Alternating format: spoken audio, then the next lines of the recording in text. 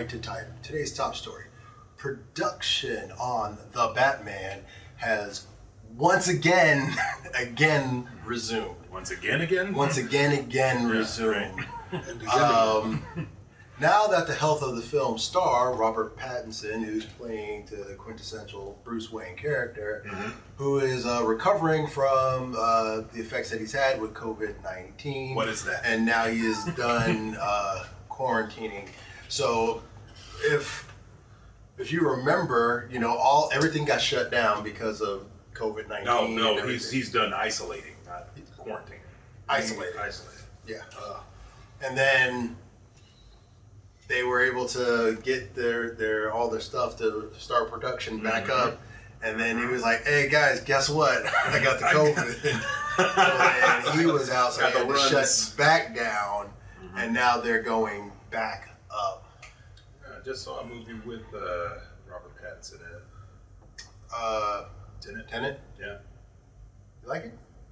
It was all right. Yeah. I haven't seen it yet because due to COVID-19, I'm still not prepared to go to the theater just yet. I was one of 6 people in the whole theater. I know, and awesome. Ray Unitas also, he went. He's I like, went, good. but I didn't see Tenet.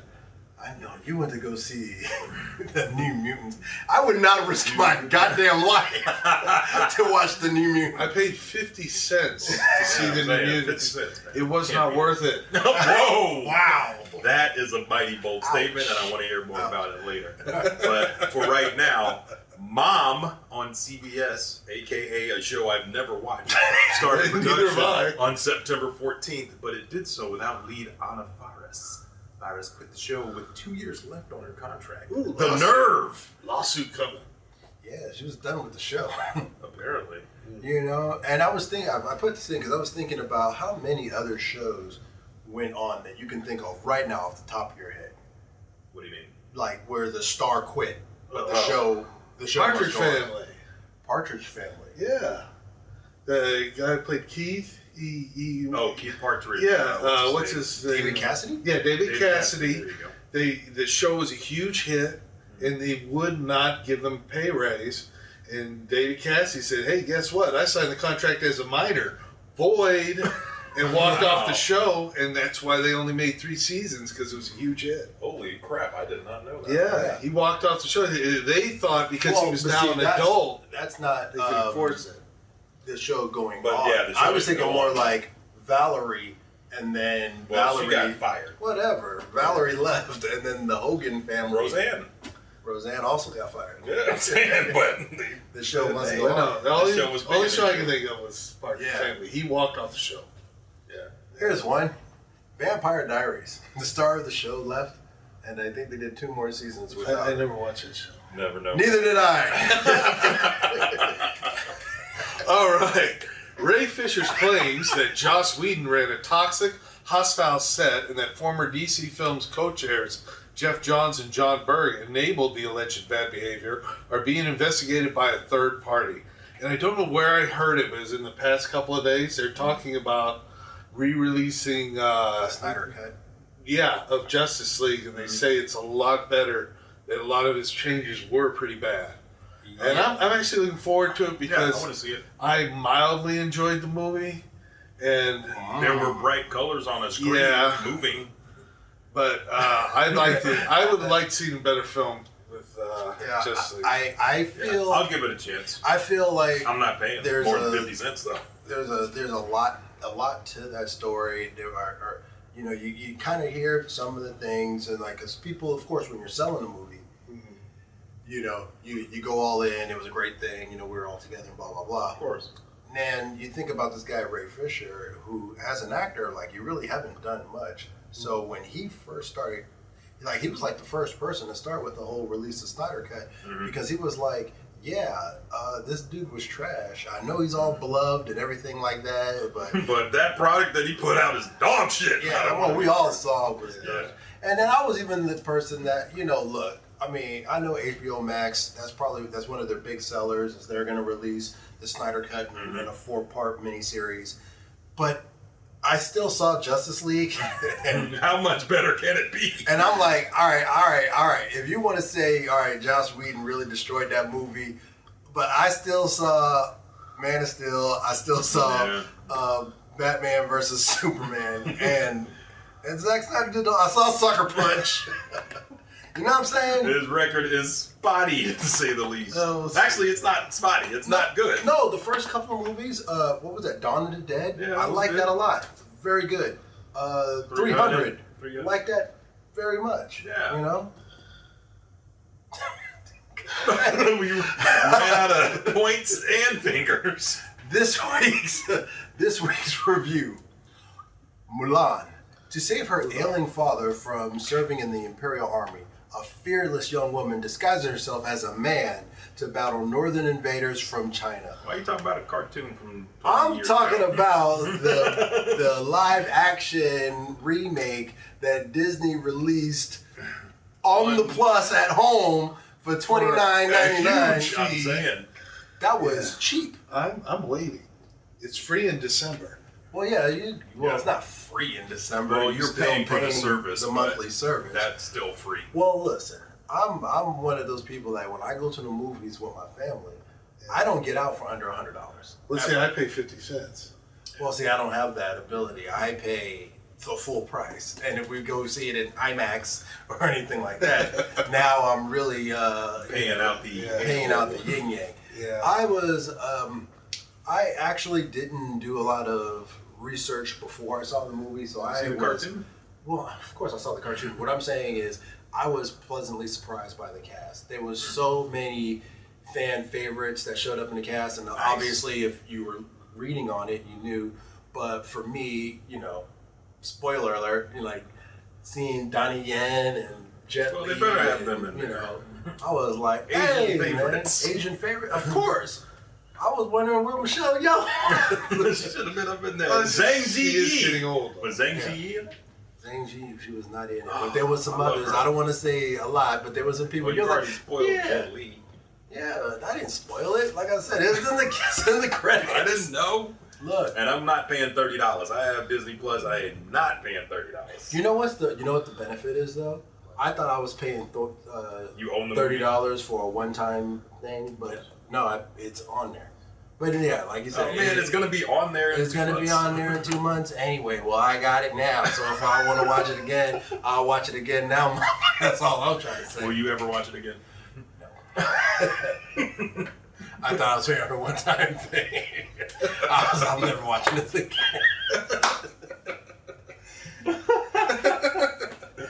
Oh Lord. That's what kids want to watch. Hey, it's on there, man. I ain't watching You it. got all boys in the house. Well, I know, but sometimes the younger ones, they like. Well, Mulan, yeah. you know. Yeah, the younger ones, I can understand that. Yeah, the other ones, they ain't saying that. They ain't watching it again. All right. This week, JB remembers Evel Knievel. Hey! One of I my remember. heroes growing Yes, up. hell I yes. love that guy. He literally, that was one of the guys that if I found out later he was a stone cold racist, I'd be so upset. Because everybody had the white Evel white Knievel jumpsuit with the helmet, American flag. and you're riding your bike, and I'm about to jump across the creek. Yeah, before people would say Jordan with a shot, they would say Evel Knievel with a jump.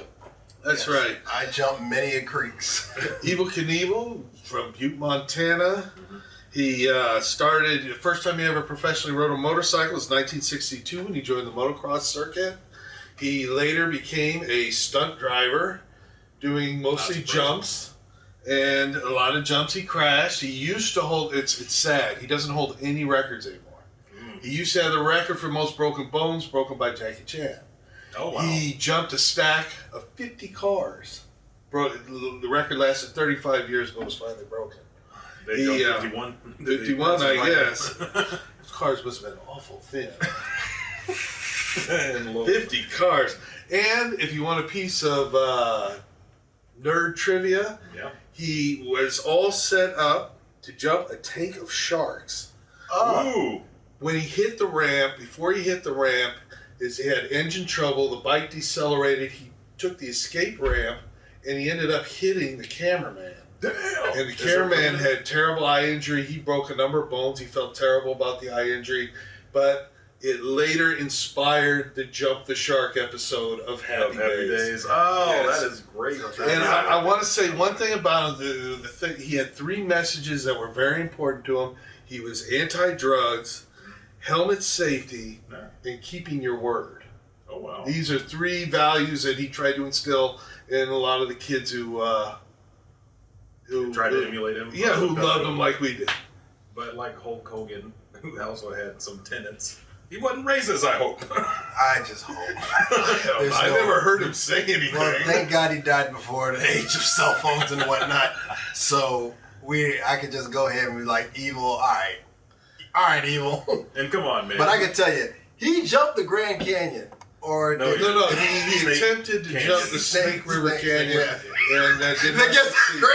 No, he wanted to jump the Grand Canyon, but he could not get the permits. Right, because we don't want to watch you die. Well, no, he wasn't doing a motorcycle. He had like rocket sled. MIT was building him this rocket car that. Well, yeah, because there's no way he would have made it on. Of course not. The Grand fucking. I don't care what kind of motorcycle. He'd be a Jetsons motorcycle. You can see it from space. It's too wide.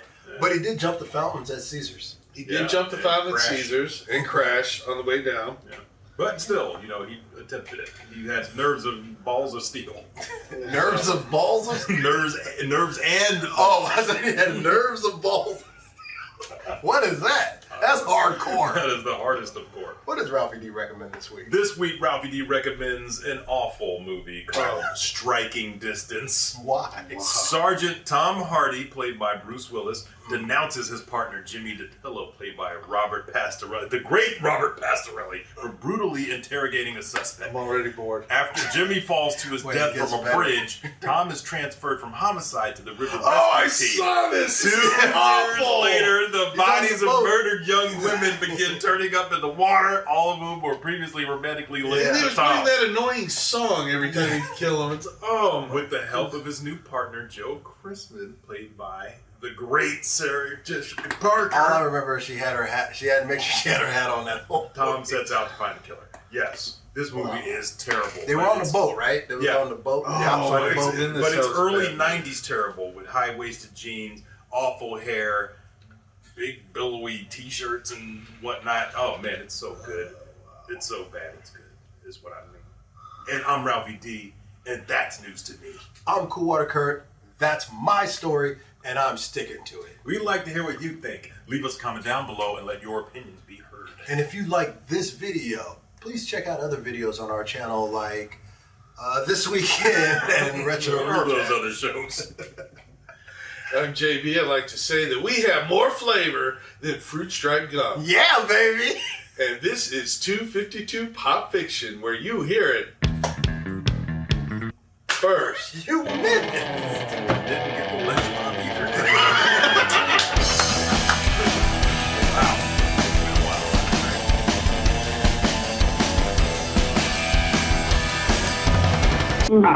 Adonis, pull yourself together.